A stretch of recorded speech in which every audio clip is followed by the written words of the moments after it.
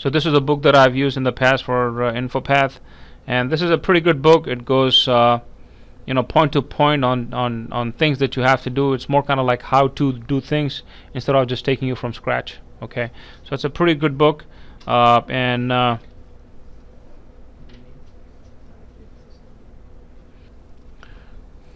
let's go ahead and see what I can do with Infopath. Infopath is pretty powerful. It's a pretty powerful tool for actually designing forms within SharePoint and outside SharePoint as well. But its integration with SharePoint is pretty good. So you need to have Infopath installed on your box, and it's not a freebie product like SharePoint Designer or any of the other freebie products, but this is actually an Office product. It needs to be purchased. License for this needs to be purchased, and it needs to be installed on your local machine to start designing the forms. Okay, it comes with these two tools, which is Microsoft Infopath Designer 2010 and Microsoft Infopath Filler 2010. Okay, Microsoft Infopath Designer 2010 is the one that you're going to use for designing the Infopath forms. Okay, so let's go ahead and take a look at the situation where you would actually require customizing a form. Okay, so let's go to intranet.contoso.com, and within this site I'm going to go ahead and create so let's go ahead and create a list, a very basic list.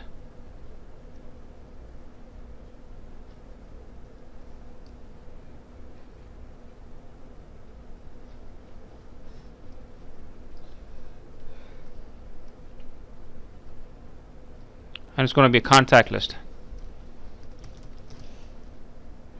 Just create the student's contact list. And so now I click on add new item, and what I have is all these different columns over here, right? Which is last name, first name, full name, email address, company, job title, business phone, home phone, and all these different columns. I have all these different columns as part of this form. Okay, so what I want to do is I want to go ahead and not include some of these columns over here. Because when the user is entering it, I don't want notes in there. Okay, and also I don't want full name in there. These are the two things that I don't want in here. All right, so now as we know that I can modify the view to see what are the different columns on the page.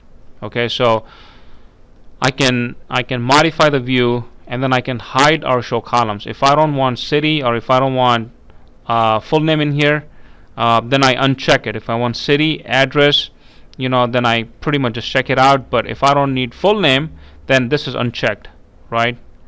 And if I don't need notes as well, then this is unchecked. Okay, if I need zip code or zip address, then of course I go ahead and check mark it, and I click on OK, and it just shows me only those columns which are visible in the view, which I want in the view, which I've just configured in the view. But no matter what columns I show in the view, I click on add new items, and it still shows me all the columns which exist in the list.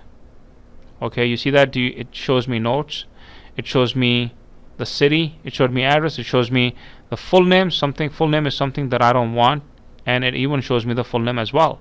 So I think we can conclude that the view just represents what you see in the list, and it does not reflect in any way what you see in the add new or the edit or the view form. Okay, so there's no way that you can actually modify this. I mean, there are other ways, but there are no easy ways that you can actually modify this form and easily and show only those columns that you want. So this is where Infopath comes in. Infopath is actually used for modifying the data entry forms. Click on lists, and I click on customize form. When I click on customize form, because I have Infopath forms installed on my box, it opens up the Infopath Designer. So this is really the Infopath Designer. Okay, and in the Infopath designer, this is the form which I've been looking at so far.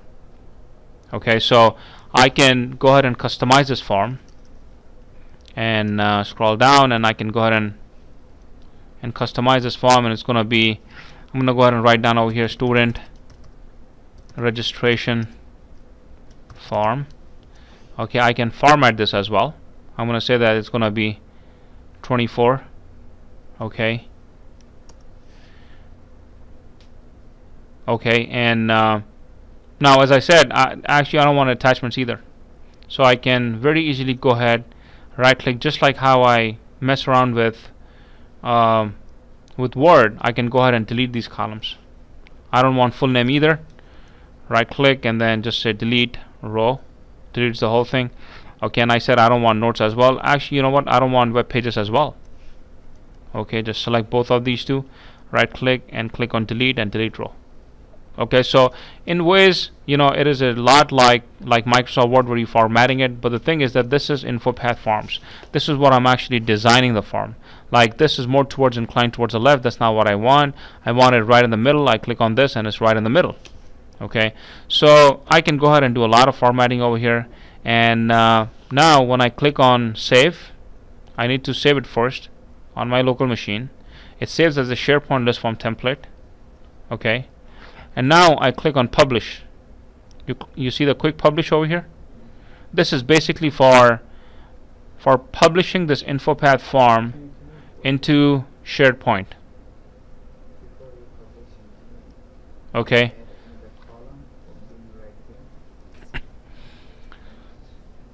so you're gonna see once I publish it over here, it says your form template was published successfully. Click on open the SharePoint list in the browser, click on it, and it takes me back to the list. But this time when I click on add new item, it pops open the form that I just modified. Okay, this is the form that I just modified. It does not have, it's got the student registration form up in the top. Okay, it does not have web pages, it does not have notes, and this is exactly how I wanted it to be. And I can further go ahead and, you know, play around with it and format the whole form depending on how I want it. And so now what you just saw was how easily I can go ahead and just create data entry form, modify the data entry form, and present it to the user. You know, in other technologies like .NET or Java, like code programming, this is like an 8-hour job. You know, it's like a good, you know, 6 to 8 hour job. You know, but how long did it take me to do it? Might be 15 minutes. Okay, and then plus the biggest thing is that even a non-technical person, like a Power Business user who actually understands this, can actually go ahead and do this as well. Okay, so that is the reason Infopath form is actually used so much. Now there are other modifications that I can do to it as well, and let's go back and take a look at what I can do. Click on customize form. Again, SharePoint Designer opens up, and it opens up my form as well. Actually, I think I had an older version already open.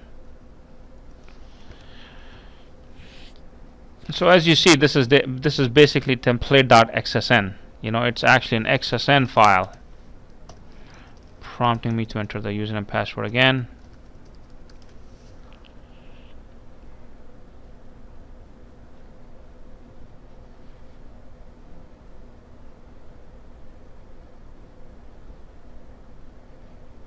Alright, so the form pops open.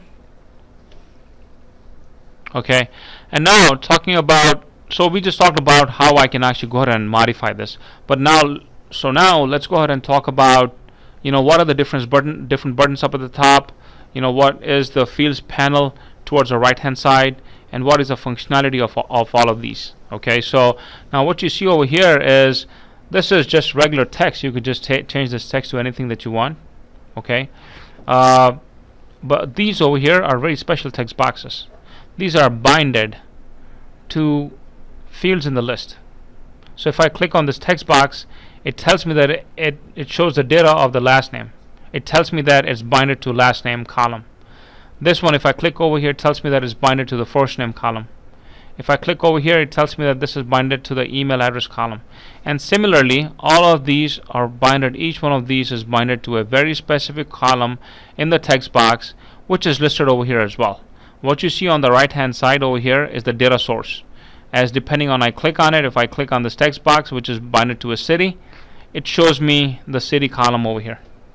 Okay, shows me state, and it just on the right hand side you're gonna see that it highlights a column which this text box is binded to.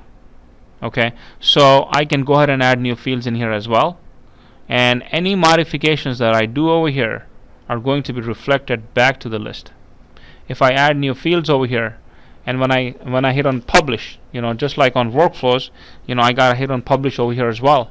When I click on publish, it publishes it back to the server and updates everything on the server. Okay, Infopath forms work very nice with lists and libraries, and they integrate pretty tight. So within no period of time, I can just go ahead and modify all of these and then upload that within SharePoint. Now let's take a look at some of these other properties, like for example company name. Okay, I can right click on this and then I can click on text box properties. Okay, and it's gonna go ahead and show me certain properties like value. Do I want a default value for this? Okay, if I enter a default value, then the list gets updated with the default value as well. Okay, so if for company I write down AQL as the default. Okay, or I could click on FX and then insert a value from a different list or from a different data source. If I click on insert fields or groups, it's going to show me all those columns which are part of the data source on the right hand side. I can go ahead and select anything from there. Okay, for right now I'm going to go ahead and make AQL as the default value. Okay, display over here, do I want to make this read only? If I click on read only, then this column becomes read only all the time. Or do I want it multi-line? Okay, so these two tabs by far are the most important ones.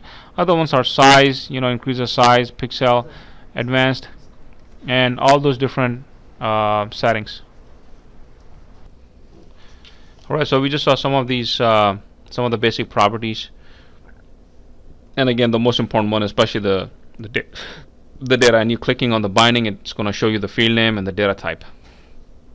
And I just specified the default value as AQL. Hit on apply, hit on OK, and now I can go ahead and let's just say if I need more columns in here, like for example if I need full name, if I want to have full name over here, or it might be over here, I need full name back in here. Click on insert, I click on rows above, okay, and then I find my full name from here and then put it right in here. Okay, so I just brought it back. So I just brought back my full name and then just put it right here.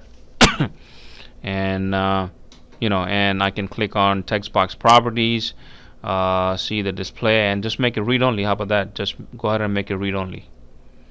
Okay, we don't want anybody to enter anything in here. We just want the full name and last name to be saved as the first name, and the last name to be saved as the full name, and then it appears over here.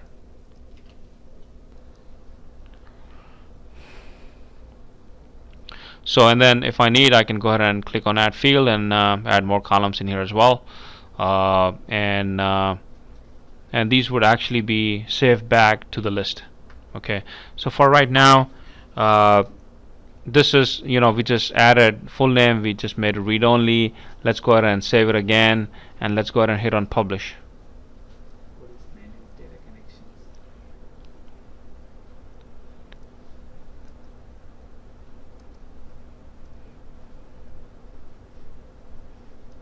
I'm just finding a place to save it. On the manage data connections over here, so this is just connections to the list and libraries. If I want to make more connections, like for example if I want to connect to other lists and libraries, then I can do that over here as well. So let's just say that if I want to fill in a drop down, if this list relates to a different list, and what I want to do is that I want to go ahead and pull the value from the different list as well, I can go ahead and create more data sources as well. Like if I want to receive data or submit data, so if I click on this, then if I click on receive data, then now, so here's where it's asking me what is the source of your data. Is it SOAP? Is it REST? Is it SharePoint list and library? Of course it's SharePoint list and library. Click on that and I enter the location of the SharePoint site, and it shows me all the list or libraries which are in here. Okay, it shows me all the lists and libraries which are in here. I can go ahead and select any of these over here. And for example links, if I select links over here, then then it's going to show me all the different columns, and depending on what I really want from here, I can go ahead and choose that. Okay, I click on next, and as of right now there's just ID. I can go ahead and click on URL. I can select notes as well. So it creates a second data source in here, and the name of this data source is links. Okay, and this is what it is, links. Okay, so I have two data sources over here. Of course, the thing is that I'm just retrieving the data from here, but I'm not really doing anything to it. But I have the option of pulling the data from different lists and showing it in here. That's also possible. Kind of like get both of them together. So as of right now, I'm not gonna do anything with it, but just go ahead and hit on publish, which is going to go ahead and publish it back to the list. And click on add new item, and my full name is read only now. I can't really type anything in there. Okay, I enter a last name, first name, and I enter, and you see that the default is AQL. Okay, and I select the email address. Okay, and now I hit on save up in the top, and it saves right there. Okay, now I go back in here and then click on edit, and actually the full name does not populate. So it seems that SharePoint does not auto populate the full name, but of course you can actually go ahead and use workflows to go ahead and populate it. Okay, so now so this is more kind of like the basics of what you can actually do with Infopath forms. Okay, now there are two different types of Infopath forms. One is basically when you submit it to a regular list. Okay, then this is what you do. But it can also be possible that you submit it to another list, which is basically an Infopath library. So if you go inside actions, click on view all site, and click on create. Then over here you're going to click on library, and over here you're going to see FormLibrary over here. Okay, this FormLibrary is a very special kind of library. Okay, this FormLibrary is basically what houses Infopath forms.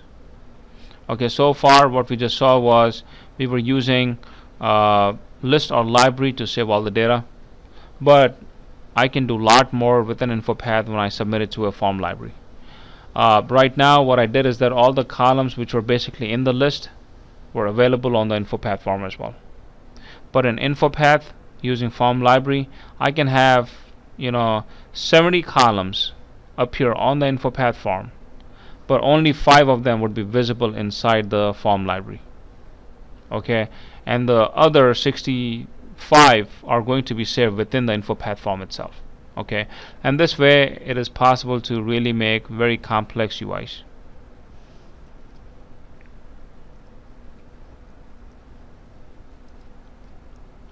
So let's go ahead and take a look at rules and what exactly are rules used for. This is one of the most important things that with which you can actually conditionally change the UI of the form itself. Okay, so let's go ahead and see. Now what I want to do is that depending on a certain course that a user is going to take, if the student is going to take a .NET course, which is okay, SharePoint course, which is okay, but if the student enters others as the course, then I want to open up another box. I want another box to appear where the student can actually write down what kind of course is that. Okay, so as easy as that. So I can't really do that right now, but I can do that using rules. So to start with, I'm going to go ahead and add a field in here, which is going to be course. Okay, data type is going to be choice.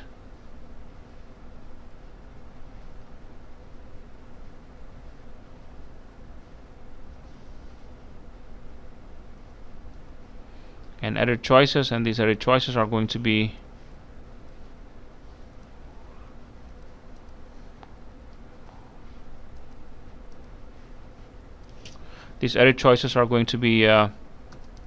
.NET,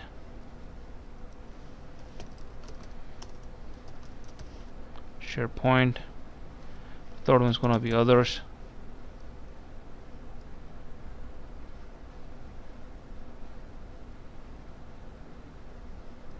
I'm gonna say it cannot be blank.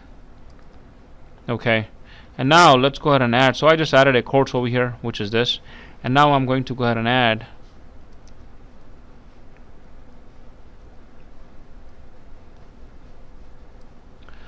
courses in here.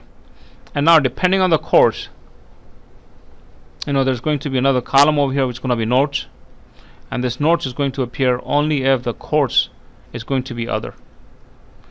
So let's go ahead and insert another row below. Okay, and I'm going to go ahead and merge these two together.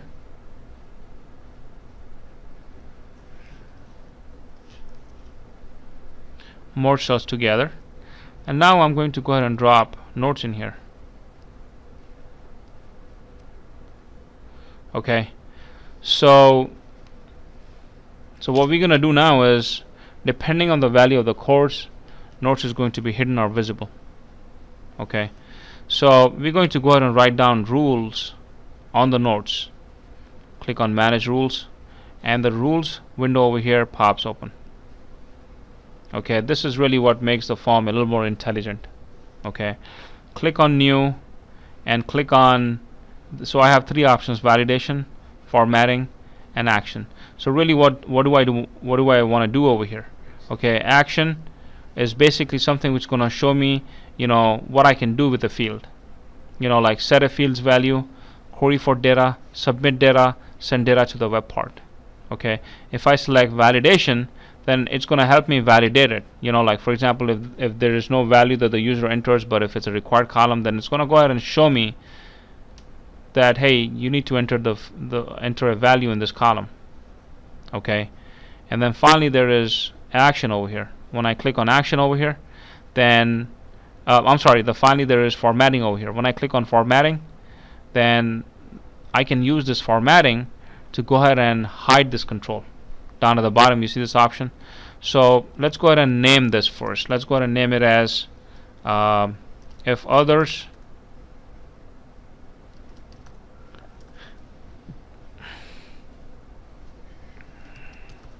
show notes. Okay, show notes. Okay, all these other rules I'm going to go ahead and delete them. All these other rules I'm going to go ahead and delete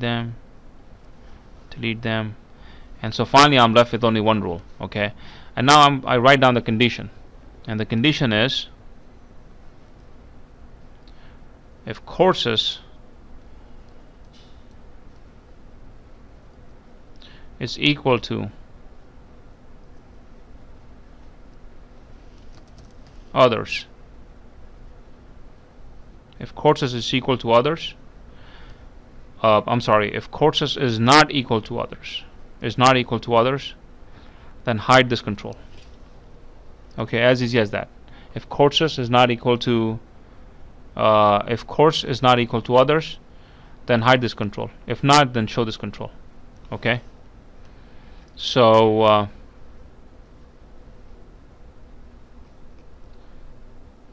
I click on save again, anywhere, and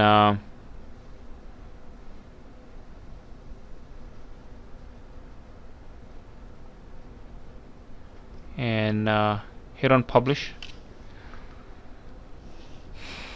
Open up the SharePoint list in the browser. Okay, hit on add new item, and now in here we're gonna see that I entered last name. Okay, scroll down over here, and over here I select courses, and this time, and there's no notes over here. There's no notes. There's nothing over here. And if I select others, then the notes appear over here. Okay.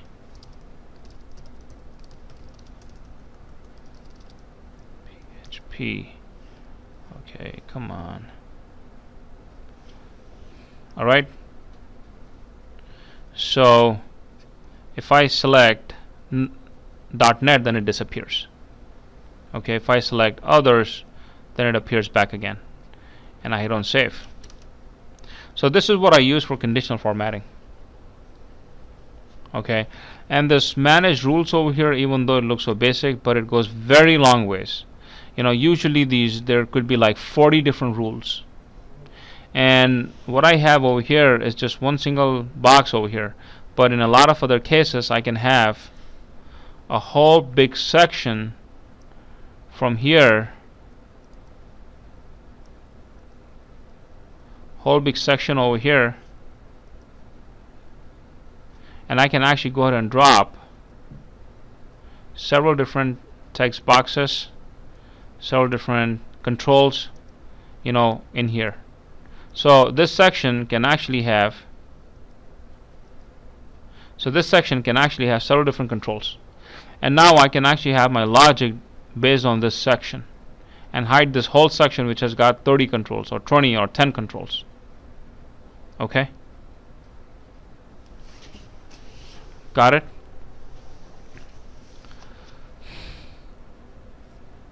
Hit on save. I'm not going to go ahead and publish this. Now also, one of the things that I can do is I can go ahead and open up SharePoint Designer. I'm sorry, not Designer.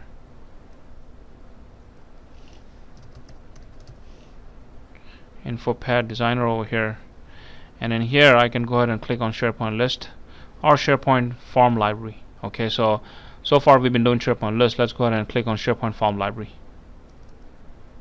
Okay, and this is this is a very basic option that it specifies over here for actually drawing the whole page.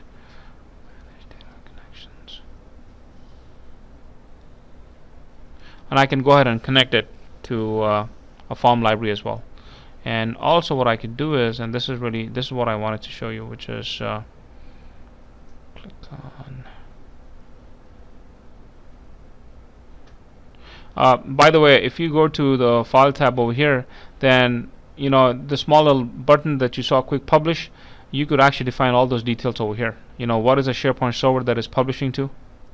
Okay, you gotta save it first, of course, and then this is the submit form. Where is it submitting? To email, to SharePoint library, to web service, to SharePoint server connection, submit options. What are the different submit options? Okay, and these are the different form options over here. Like, do you want it to be web browsable? Okay, so right, so for the most part it's all web browsable. This is the filler features. Filler features, basically what happens is, if this form is not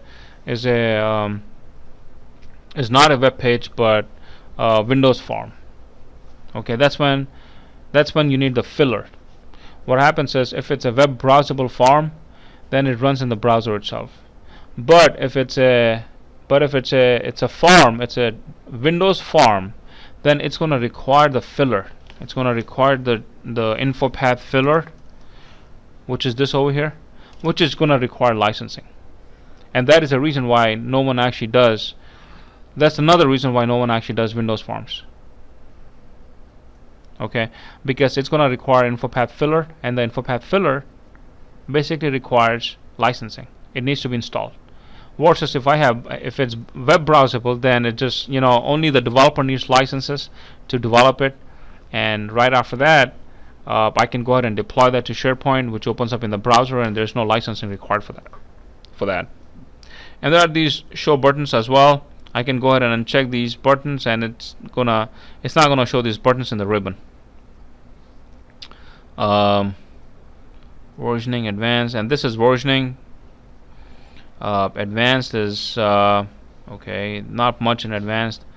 Compatibility.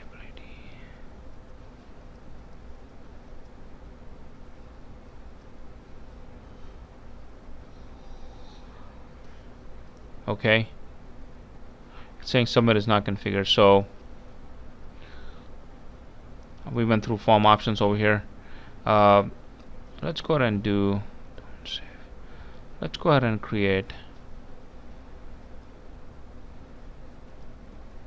another. So let's go ahead and create a brand new forms library.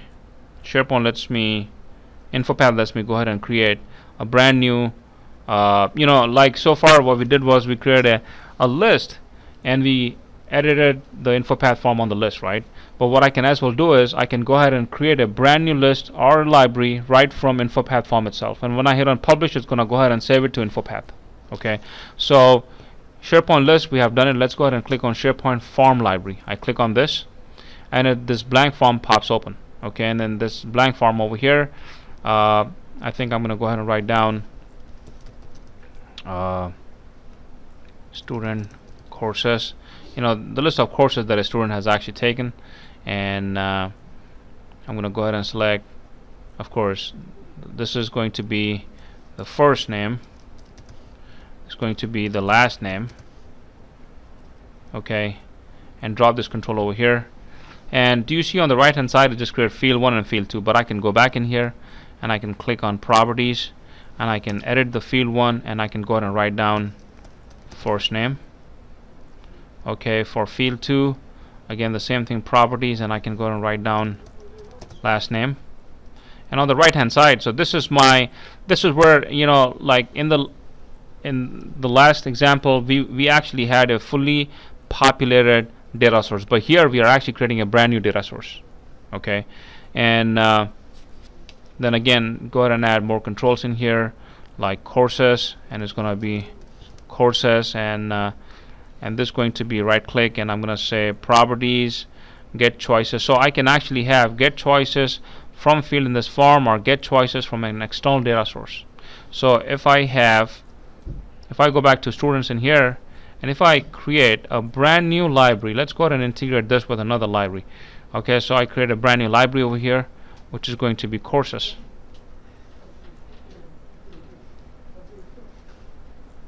Brand new list over here, custom list, and it's going to be courses. Okay, and the courses is going to be, the list of courses over here, and I click on datasheet view, and I'm just going to go ahead and enter courses in here, which is SharePoint, .NET, PHP, Ruby on Rails, and others. Okay, so unlike the last time when I basically had a choice column in which I actually had the list of courses, but this time I have a list where I'm entering all the courses, and this approach gives the user a lot more power to go ahead and add more courses depending on need be basis, versus the last one where it was hardcoded within the form and they can't really edit any of that. So Infopath is going to let me add another data source over here for receiving the data. Click on next, and I click on SharePoint list or library or list. I click on next, enter the location, which is intranet.contoso.com, and in here I'm going to select courses. Okay, is the list that I created. Now from in here I'm going to get the titles, which basically has the list of courses. Hit on next, and hit on next, and now this option says automatically retrieve the data when the form is open, which is what I want. And down at the bottom it says summary as retrieve data, SharePoint site, which is this is the site, and list as courses. Hit on finish, and now over here the value is going to be ID, the display name is going to be this, but I believe that the display name should be the title. Okay, hit on apply, and hit on OK. So I have courses, first name, last name, courses, and what else do I want? I'm going to go ahead and merge these three more cells. Okay, just make this a little bigger, and what else? City, might be address. Okay, and again I'm going to go ahead and merge these three together, more cells, and then go ahead and drop a text box over here. Okay, and so everything else is going to be gone.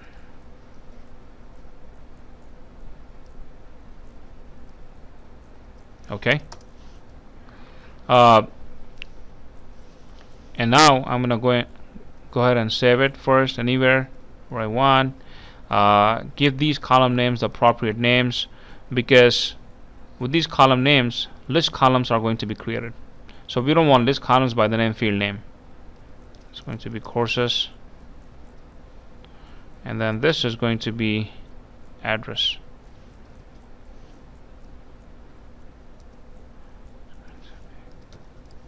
Address. Okay. Take out field 4 from in here. Hit on save. And now click on publish over here. We don't have, if you look at this over here, we don't have a quick publish because quick publish has not been configured. You know, Infopath does not know where this form needs to be submitted. Okay. Click on file, click on publish over here, SharePoint server, and now it is going to guide me dockintoaster.com. Next, and this time I select that, hey, enable this form to be filled out using a browser, which means that it's web browsable, and it's going to be FormLibrary. What do you want to create or modify? FormLibrary. Okay, now it gives an option: create a new form or update the form template in an existing form library. So I'm going to say create a new form library, and it's going to be students form library. And in here, now one thing that you're going to see over here is in this page over here, it's asking me, hey, out of all these columns that you created, how many columns do you want the user to see? Now again, this is the main thing with Forms Library. It lets you create like a couple hundred columns, but all those couple hundred columns within the form, within the Infopath form, might not be the forms in the document library. Okay, so in this case, out of all these forms, I'm going to say that I need first name, I need last name, and I need courses. I don't need address. Okay, hit on next, hit on publish.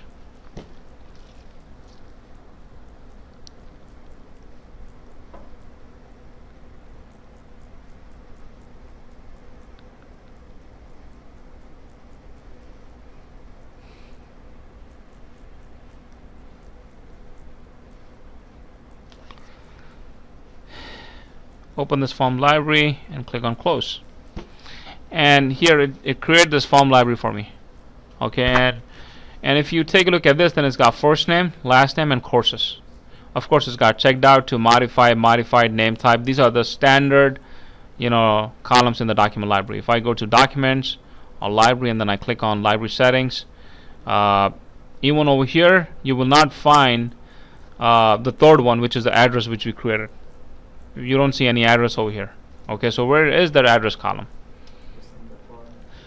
So Infopath stores that right within itself. Okay, in the view, I can of course go back in here and then click on modified by, checked out. Okay, hit on OK, or actually type as well. I don't want type. Hit on OK. And it's got name, first name, last name, and courses.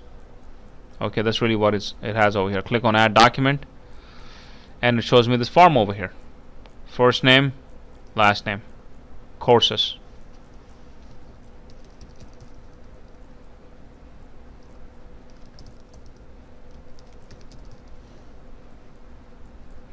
Course is going to be SharePoint, and now it shows me address as well. Okay, and I enter my address over here, which is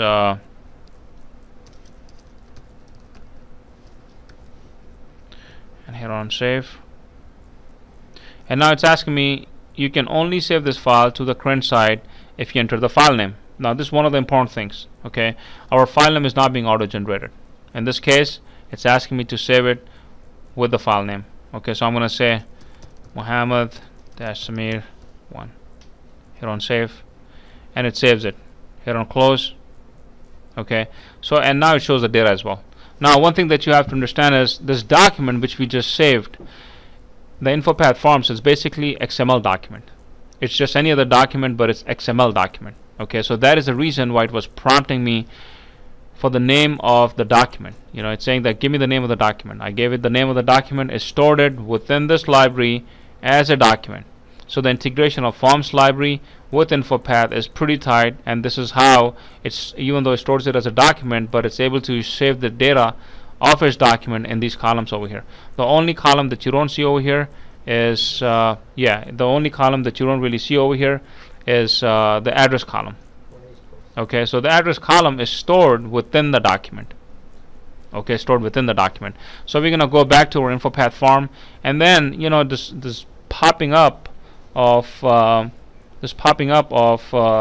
the box for entering the file name. This sounds kind of like a little weird. I want file name to be automatically generated. Okay, so what I can do is click on Manage Data Connections, click on Modify. Next, of course. Okay.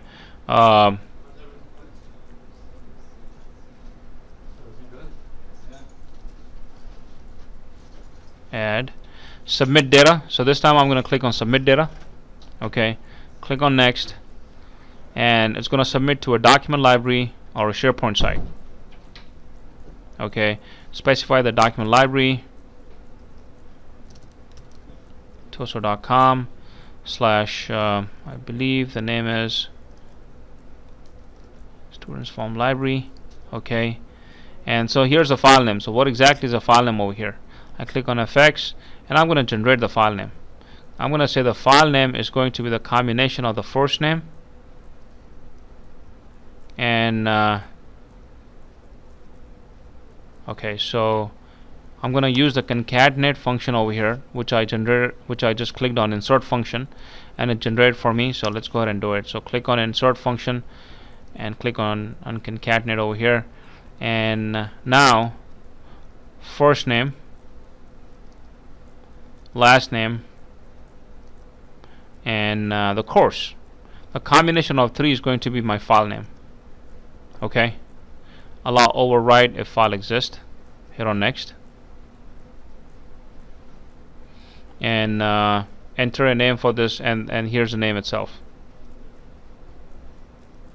So what I just did is I modified. Hit on publish. Now the quick publish button is over there because I configured the publishing to be saving to the SharePoint library. So the quick publish is over there. It's going to go ahead and publish it, and then now what you're going to see is that when you hit on save, then it automatically generates or saves the data and generates a file name.